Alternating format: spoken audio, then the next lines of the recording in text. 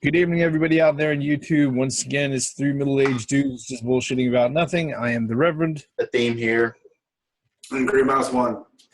Yes, and this week we start out our Geek Week in Review with a little bit of rumors and release information on, well, geeky TV shows and movies.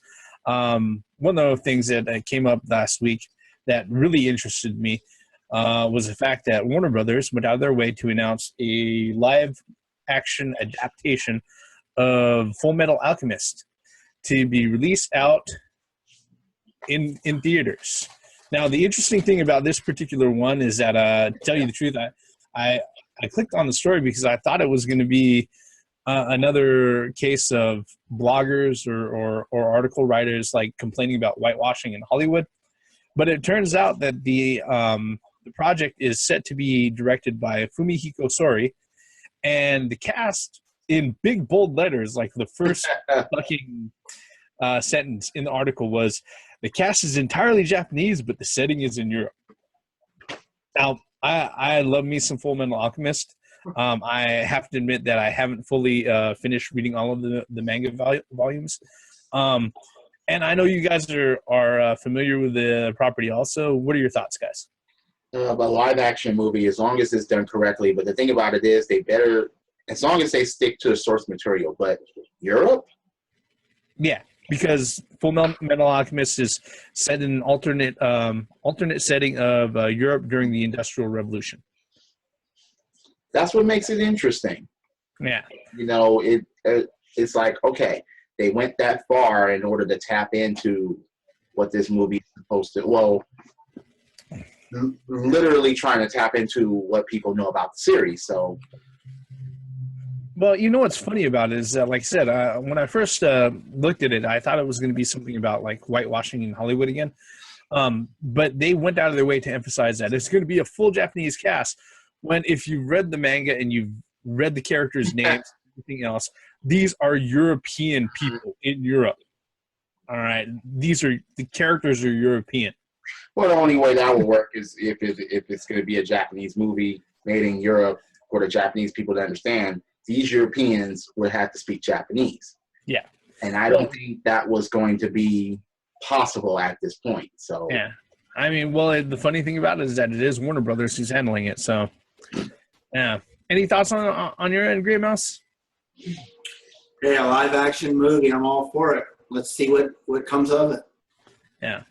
I mean, I'd hazard to say that if you're anywhere a geek that's probably at least 20 years old, you're probably familiar with a lot of the stuff that's out there that's based off of the anime and manga and everything else. Even if you're not a big fan of anime and manga, I don't know too many people who've watched or read the Full Metal Alchemist series. Whether it be in the manga format or watch the episodes, even the ones that are, if you translate it and localized for American viewing. I don't know too many people who've actually watched them and had anything really, really bad to say about it. So it's a popular series, and I think it can work. As long as it's not like Dragon Ball Evolution. Yeah, you know, here's a horrible thing about you know, live action adaptations and things like that, is that I think they're still going to have to sit there and struggle with trying to make sure that the story is done cohesively, and that they don't end up trying to shove in, oh, hey, let's take 400 fucking chapters of this manga series and turn it into 90 minutes on screen. Fuck that. No. Yeah, because that, you know, I don't care if it's an anime movie or OVA that I've seen that's been localized for America or just stayed, you know, in Japan with somebody subbing it. That's been like the most difficult thing that I've seen in any sort of anime adaptation for manga in general, is that we've got all these fucking chapters, and then we're just going to go ahead, you know. Earliest example that I have of that is Golgo 13. That the anime movie was released out in like 1992, 1991, and it was fucking atrocious. Right, violent as shit, but atrocious. Reason being was that the storyline that they went with was literally like 300 chapters of manga, and they shoved it into 78 fucking minutes. It's funny how you mention that, because even when they go to manga to even anime, sometimes they condense it down. Yeah. But when you do it for a movie, you're trying to put it into like 90 minutes, 100 minutes, or whatever. You have to take so much of it. You can't just take this big chunk and then try to condense it down, because there will just be too many things left out, either comedy or like something that will even set up plots. You'll just be missing too many things, and then it will just be ridiculous. Well, what comes to mind with me is that you got these large anime, and also like the comic books, the manga. I mean, you got stuff like Ghost in the Shell. You got stuff like One Piece that are, I mean, there's like literally hundreds and hundreds and hundreds of books. And for you to combine them down into one 90-minute live action, you can't do that. You just need to put to take a era, you know, maybe the most popular era of that series, and then concentrate on just that, and then, you know, make it into a live action. Well, there is a way that they could do it. They could just totally ignore a lot of the source material, just like they did with Dragon Ball Evolution. Yeah. But I'd rather them not do that. And, you know, of course, we all rather them not do that. But, I mean, it's just that, you know, like I said, they should concentrate on one section, one time frame, so to speak. Because if you got 1,000 books of a manga, you're not going to get that in 90 minutes. You need to concentrate on maybe the very beginning, and then worry about maybe if it does well, make another movie. But that's the danger about it, especially a manga that's that big and that, you know, expanded. If you make a movie out of that, then sooner or later you have to incorporate those freaking chapters. You just have to. So to make a movie about this in the first place, that's the danger that they face. Yeah, I mean the biggest obstacle is that it's simply just handling properly and paring down all of the source material that they have, and especially when you come to a series that's as character rich as Full Metal Alchemist. There's a lot of side characters. Yeah. And it's not just Alphonse and Elric, you know. They're the two brothers. They aren't the ones who they're at the center of everything, but there's a lot of supporting casts, and if you don't handle that right, you don't give any of those supporting cast members any real reason to be there, unless they eventually die on screen. Yeah, the only other option realistically is going out of their way and either doing what they usually do, which is an anime adaptation, or handling it through a serialized TV series, which works out with a lot of properties and ongoing stories. Heck, we've got stuff like Game of Thrones, which works out, you know, great because it's on an ongoing series. Stuff like not so much manga related, but comic book related. Daredevil series, Jessica Jones, awesome on Netflix, simply because they decided to go ahead and take these characters and put them in a serialized format. Instead of giving them just 2.5 hours at most to work with, you pretty much end up with a 13-hour movie at the end of everything. Walking Dead. I mean, it was a comic book before it was a live action television series, and that's an ongoing. You know, so they can't put everything that was in the comic books into the live action. But they're going to have to. I mean, in order for this to work, in my opinion, they're going to have to pick and choose. You know, there's a lot of side characters, like you said, and they're just going to have to pick and choose the correct ones that I don't know. Personally, go ahead, Grandma. No, go ahead. I mean, I was just going to say this, and bottom line, it's like this. Imagine if they made a Voltron movie and you only saw 2 or 3 lions. Yeah. You can't have that. You have to have the whole point on why we're going to go see this. And they have so much source material, but to compress it down, you'll leave a lot of it out. So where would they end it at a certain point as far as saying, okay, we're done with this part here and we'll work on a fucking sequel. So, and like I say, that's the biggest danger about it. Yeah, that's the biggest challenge. Like I said, the only way that you can work around that is if you end up with something that's like a live action serial, that long-going series, similar to what you have going on with HBO or Netflix or other shows of that nature. Right.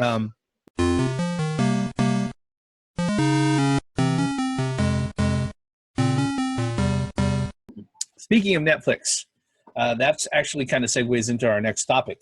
Netflix, as we know, has the Marvel series that have been released out: Daredevil season 2, Jessica Jones.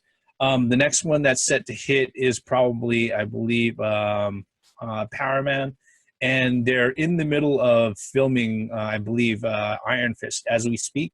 All of that is going to come together at the end to form the Defenders. But last week there was a rumor that was set off that since these characters are in the Marvel fold and they've got full license for them, that they might be in development for a Netflix show, and those characters happen to be Blade, Ghost Rider, and Moon Knight. And if you're familiar with the Marvel comic books, Blade, Ghost Rider, Moon Knight, Daredevil, they were within the first run of the Marvel Knights subtitle, which was headed off by Joe Quesada. He's the current chief creative officer of Marvel comic books, and he's actually kind of one of the guys who spearheaded a lot of the Marvel comic book stories that really started their resurgence and actually gave them enough juice to start going out and doing that kind of led into the Marvel Cinematic Universe. It set up the foundation of like a lot of the Ultimate storylines, which Ultimate's version of S.H.I.E.L.D., Nick Fury, that's Mr. Motherfucker himself, and that was something that they planned from the get-go. So more Netflix shows in development, possibly. What are you guys' thoughts? One thing I have is that, okay, number one, don't overflood it. Unless you're going to have them special appear in each other's shows, don't overflood it, especially in the same fucking city, because it won't add up. Especially if you're going to keep everything as part of the main storyline from your fucking company. Number two, if you're going to do all of this, then yeah, just make it correctly. Didn't we have a Blade series already? So now they just want to take this license, rehash it again, and make sure it's done correctly. Yeah, that wasn't handled by the Marvel guys themselves, though. Yeah, I know. But as far as Marvel handling their shit themselves, fine. We've seen the results already. We've seen Daredevil already. We've seen Jessica Jones. We've seen that. Just keep on doing what you're doing. If you have a plan for all those characters down the road, fine. But don't interject too much at the same time. Don't do that. Any thoughts, Grey Mouse?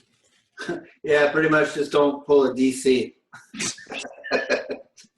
But no, you're going to see YouTube videos of Blade showing up at like a liquor market, stabbing vampires on security camera. Just leave the security camera tape there. Yeah. Yeah.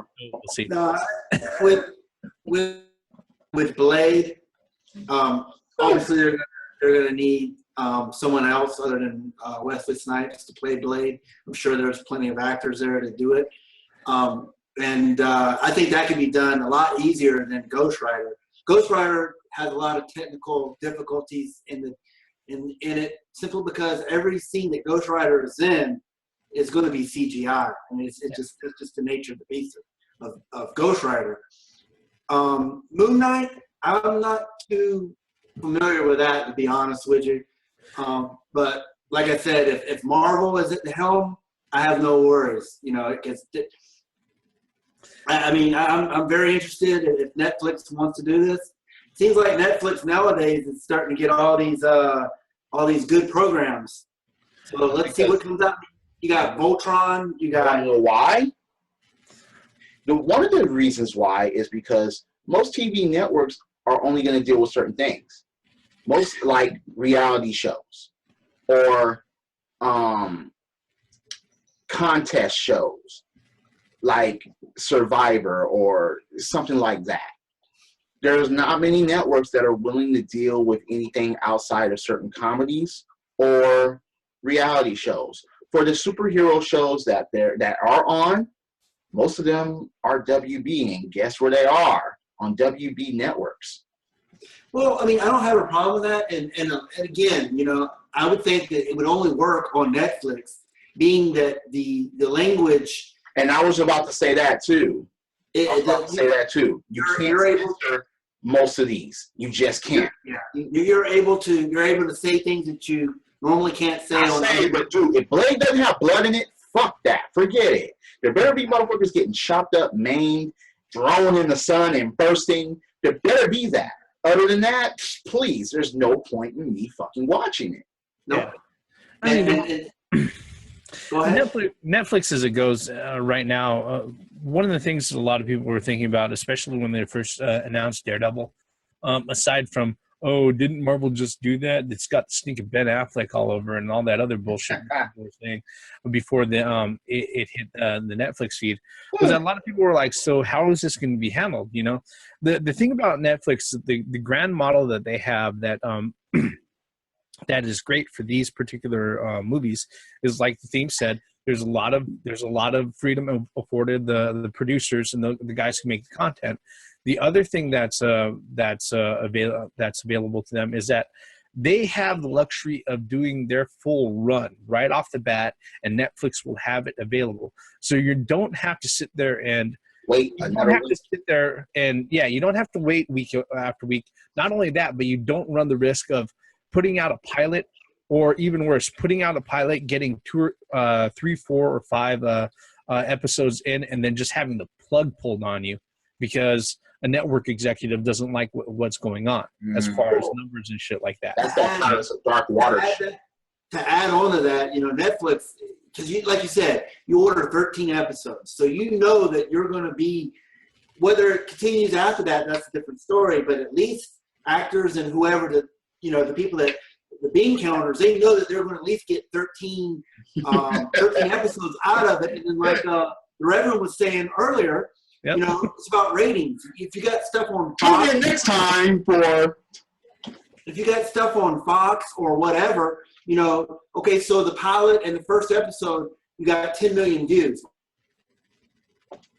After that, your views go down to 500,000 or whatever. I'm just throwing out numbers. It's because and then that means that the program's going to be canceled after 1 or 2 episodes. At least with Netflix, you'll have at least 13 episodes that are bought already, you know, and then however those go, at least at the end of that, you know, the ratings, if the ratings are good, they'll add another 13 or another 26, depending on however they want to do it. And I'm 100% for Netflix. I mean, this is great what Netflix is doing. You order 13 episodes, you can at least get one season, quote unquote season of something, and you get it right away. As it drops, you get all 13 freaking episodes, so you could binge watch it if you fucking want to. And bring back Pirates of Dark Water. Yeah. Don't change any of the source material and finish that shit. Don't say, well, we had low ratings. You kept interrupting it with Wide World of Sports. You fuckers, man. That's why you didn't get the bring the 3rd season of Young Justice to that shit and let it run. That's what I'm saying. So it's a good deal for Netflix. It really is. I mean, it's a good deal for all around. At least, and like I said, it doesn't stop in the middle of an episode or at the end of the episode and next week.